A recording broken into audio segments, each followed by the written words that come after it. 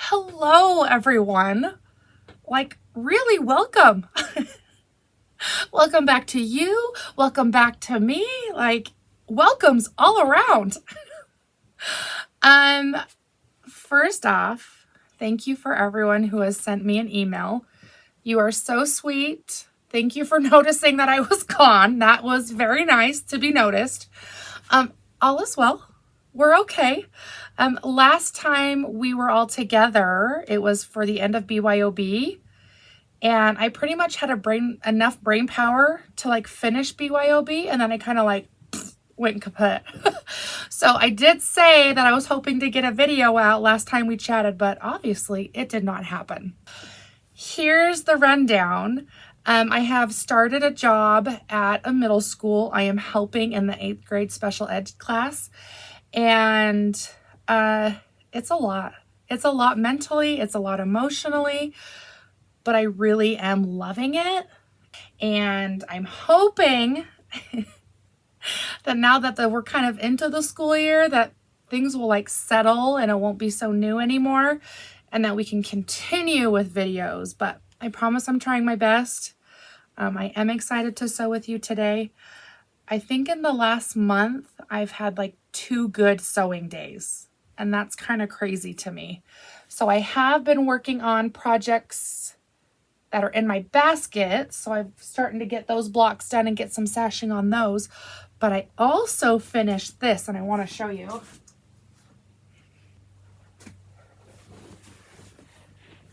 This is that quadrangle quilt that we did. It was a free pattern from Moda, and I finished mine.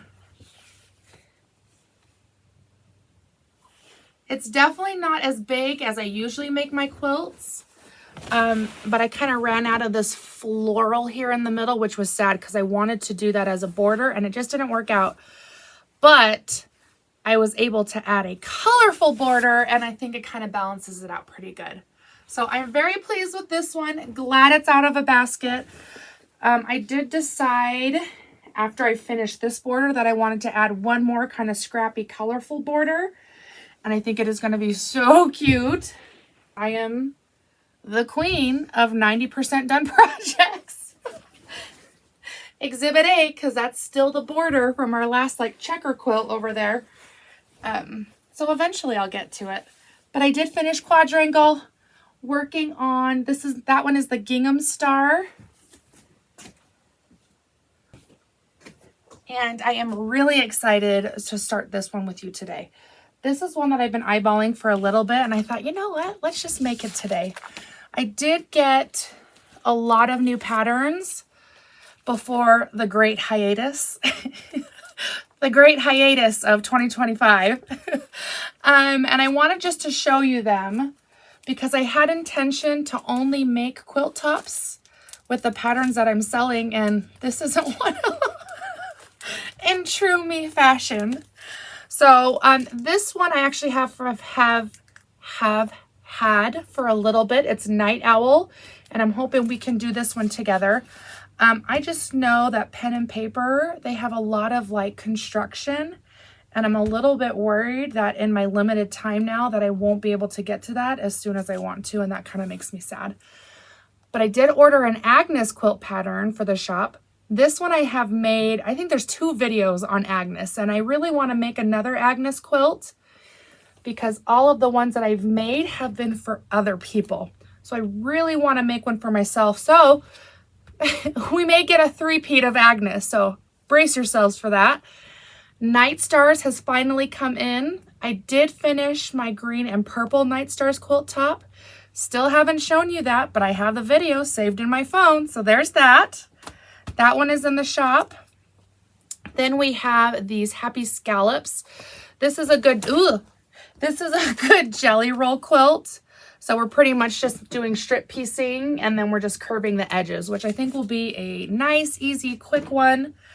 But I actually want to find a jelly roll for that. I'm trying to use jelly rolls more because I like when you can get all of the line in one go. Here is a new one, the Sawtooth Starshine.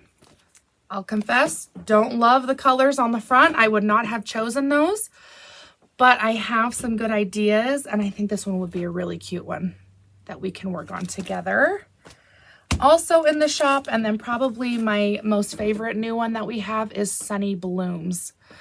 I just like immediately fell in love with this one because I think those flowers are so gorgeous. So if you're interested, take a look at those. And last but not least, before we get this started, and then I promise I'll stop talking, the bundles from BYOB are in the shop. Some of you have already grabbed yours, but I know that some of you that expressed that you wanted your bundle have not yet. So here's a friendly reminder. The bundles are in the shop. I feel like we're going to do like a hard pause on ordering any new fabric because we've had a slow few months for the quilt shop, and this was even before I started work. And I'm trying to figure out what to do with it because I want it to do well and I want it to like be productive and support itself. And right now it's not. And I don't want to put any more money into it. Does that make sense? So if you would like a bundle, they're there, but I'm not quite sure going forward what that will look like for the shop. So any thoughts or advice or, you know, just tell me what you think about it. YouTube is pretty much my only advertising for the quilt shop. Like I don't do any advertising anywhere else. So if I'm not on YouTube, then obviously I'm not advertising for the fabric. So yeah, we're kind of in a funny spot right now, but okay. Strictly Postmark. This is the pattern we're going to be working on today. This is Postmark. It is by Casey G of So and So Quilting. And this one I've actually been eyeing for a long time because I think the checkers are so cute. So this is her 2-color version. She does have a 4-color version as well, which we are kind of copying because I think it is so pretty. She has a tiny little picture here, and I'll bring it as close as I can. I love the blue, love the orangey red, love the golden yellow. I just think that is so adorable. And this is the variation that I saw that I was like, I am making that. So not exact. We're using fabrics from the shop, but I think that this is going to be really pretty. For the blue, we've got this For You Affection floral. Then we're using this rust color. The line is Tumbleweed, but I still cannot think of the name of this fabric specifically. The yellow is the 4-leaf crown, which I'm sure you're not surprised by because I love that yellow. And then our background for all of this is the Liberty floral. And it is, like the texture of that Liberty fabric is so amazing. I mean, you'll get a close-up when we finish, but I think these are turning out really cute. And I like that they're big blocks. It seems a little less intimidating. Especially because I'm not sewing as much that, you know, I feel like I can realistically get it done because they're not super complicated, but they are so cute.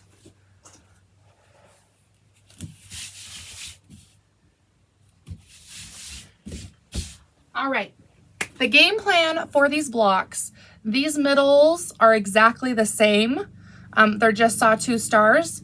So those ones will batch together. It's only the borders that we start to shift because this blue one has the light border with the checker border, where this star only has a big chunky yellow border. So I think that's kind of where we'll split. But for the most part, we're going to batch piece through these two sawtooth stars. Phew! I also feel very rusty at these videos. I was prepping all of this fabric and I was like, I forgot how long it takes to prep for a video. So I was like, let's start with some flying geese. We are going to do the 2 at a time method. We're going to do a big blue square because that's going to be the outside of our star. And then we are going to do 4 of the Liberty floral squares. And then for this star, we have the tan as the background. So we have our big floral of that one. and our 4 squares for those flying geese. For the 2 at a time method, we are going to put 2 of these squares right sides together. We're going to line them up with the corner of this big one. I have drawn diagonals on all of the back, which I strongly suggest. And then we're going to line this one up diagonally from there and put it right in the corner. And theoretically, these lines should go corner to corner. And then we are going to sew a 1/4 inch to the right of that line and a 1/4 inch to the left. There will be overlap here in the middle, which is a-okay. We want that. And we are going to repeat that same process for these ones. So let's get that far and then we'll talk about cutting. And there we have our first step of these flying geese.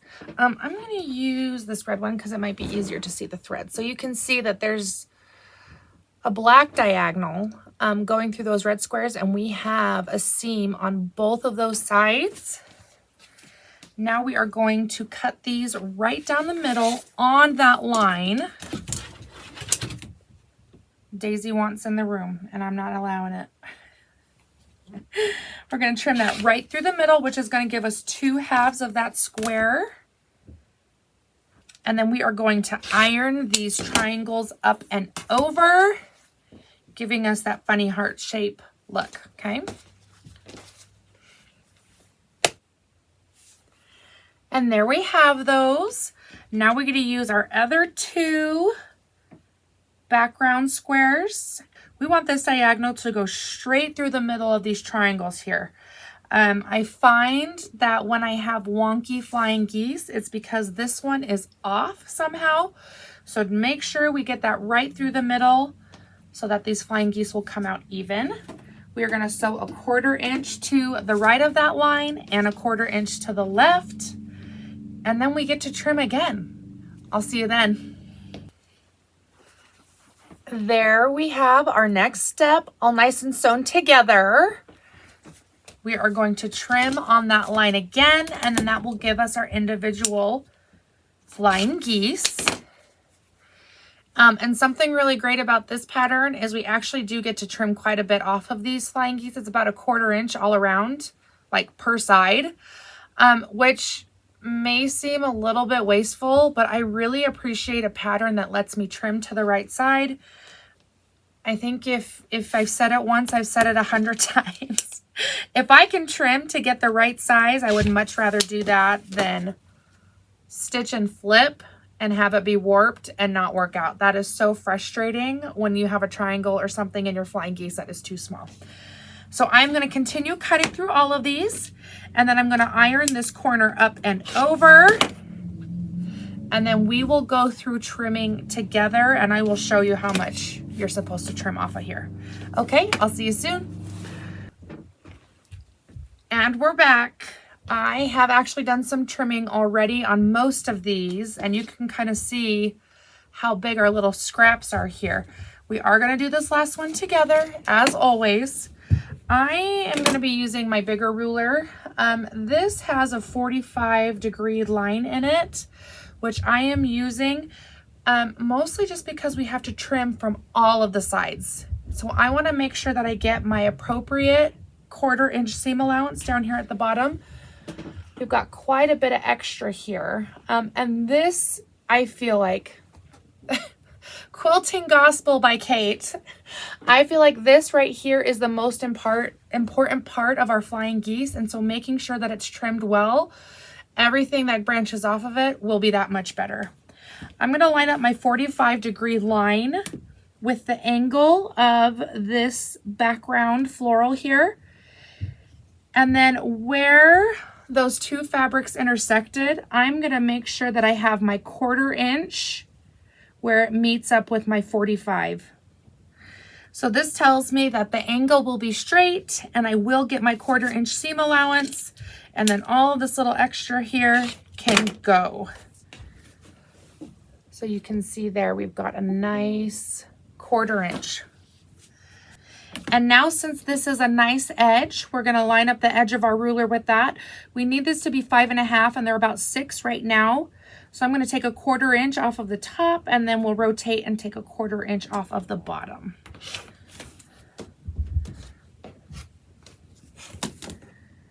Line this other side now with the 3 inches and line the ruler up with exactly 5.5. And then I have noticed that if you have trimmed evenly, the corner of your ruler will pretty much line up right with that angle here in this point.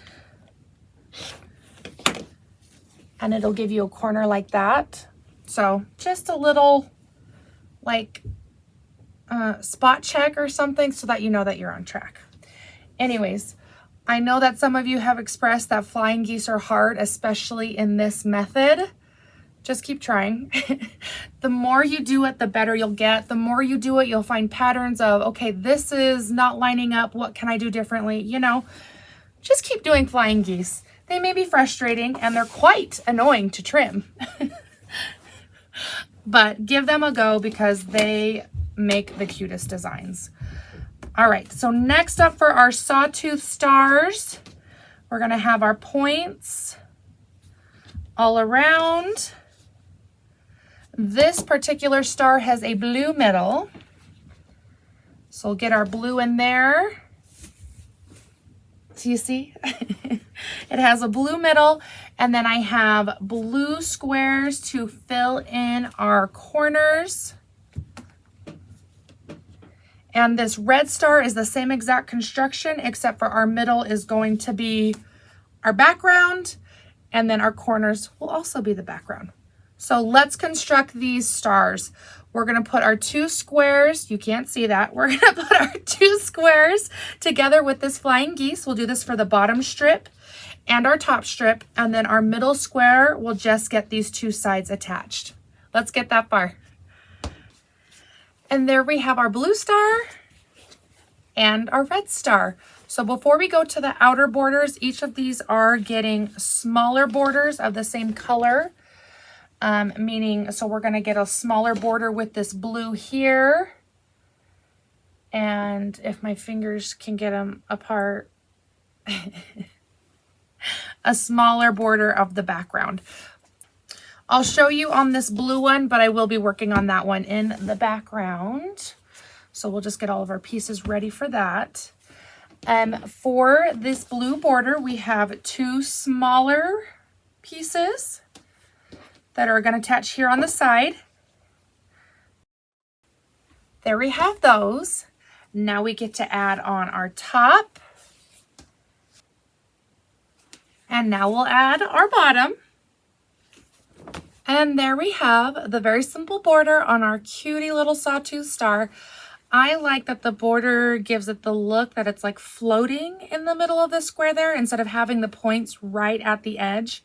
The outside borders for these ones are not hard. They're just a little bit more time consuming. So I think we're going to whip through this red star really quickly and then we'll worry about these borders. I really don't feel like I have to explain it to you because it's the same exact process that we just did. We'll have our 2 sides. That's the long one. We'll have our 2 sides and then we'll have our top and bottom. It's pretty easy. Let's just magic through this. And there we have that border. In case anyone wants to know, if you care, I like to do my small borders on the same side every time because it kind of gives this like stacking look with the seams, and it is very satisfying for my brain. Let's put this one up on the board. I was really worried at first when I was making these yellow borders that they were like excessively chunky, and I was afraid that it was going to look funny. But it's crazy once you get it up here with the checkers, how they just kind of like tone down the yellow. Do you see what I mean? Kind of interesting. So this is obviously different. When I turned around originally, this was not set up this way. I said something and I kind of went off on a tangent and it was weird. So we're just going to start over. This blue star gets 2 smaller borders. So we have the Liberty Floral making this skinny border all the way around. And then we have our checkers. We are going to be using some strip piecing for those checkers. And we are like completely professional at this point at strip piecing. So let's just magic through these borders because they are the same exact process as they were for the blue border and the yellow border and the white border and so many borders. Let's magic. There, 2 of the 3 borders done for this one. Okay, let's do some strip piecing for these checkers. I have already cut some up, but I don't have enough, so I think that's a good thing because then we can do it together. The pattern has you do 12 strips with the fabric. So sewing these 42-inch long strip piecing. I have found personally that it's a little bit more manageable if you cut them in half, especially with like ironing. I feel like I can get mine straighter when they're smaller. So I'm just going to cut these in half.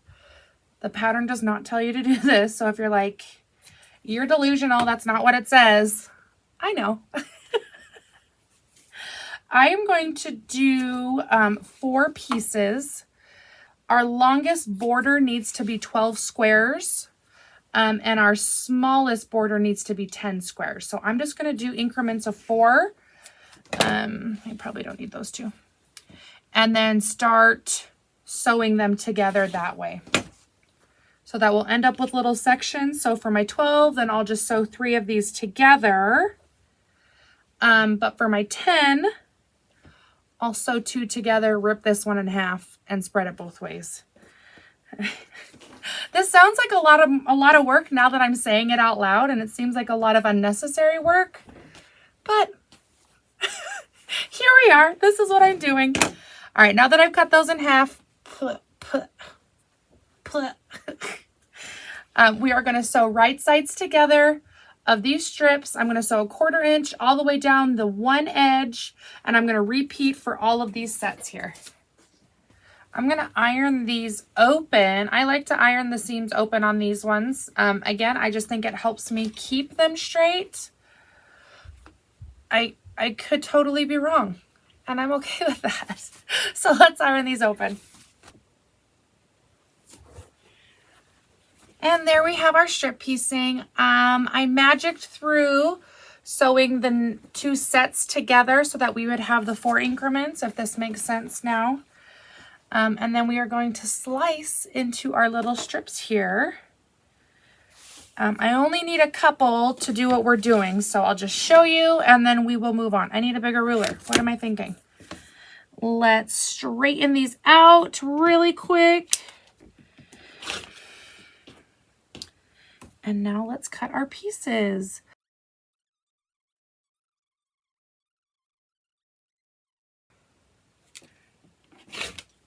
But we will cut the rest of those. The hair today. Give me a break. All right, ponytail. I mean, this is such an efficient ponytail. It's a little haywire. So I don't know why it's not working. All right, border time. So we'll do 3 together for our long borders. 3 and 3. We'll do 2 together for our shorter side borders. And then we will split this one in half because, oh, seam ripper. So we can get these 2 to be 10. And I just hope this isn't confusing. I was hoping when I had the strips done and that you could physically see it, it would make more sense, but I'm not sure if it is. Okay, magic some borders. I realize it's only time consuming for me. You, lucky duck, get to magic through everything. Let's lay this out, but you guessed it. We are going to put the short borders on this side. Can you see that? Nope, let's just skew down over.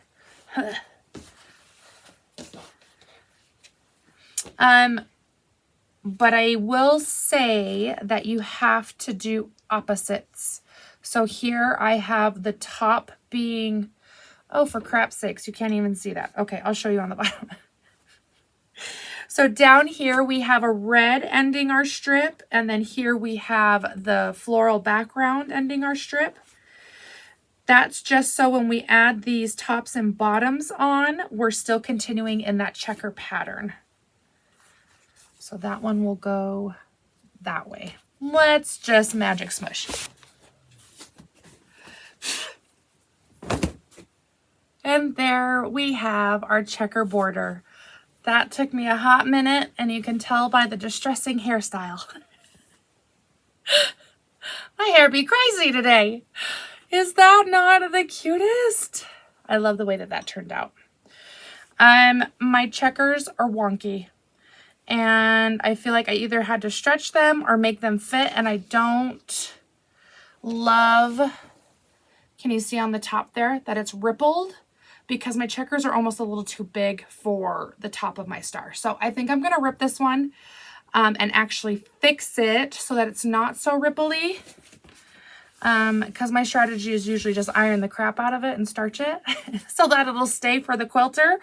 But I think that one needs to be adjusted. That's too lazy if I just starch it.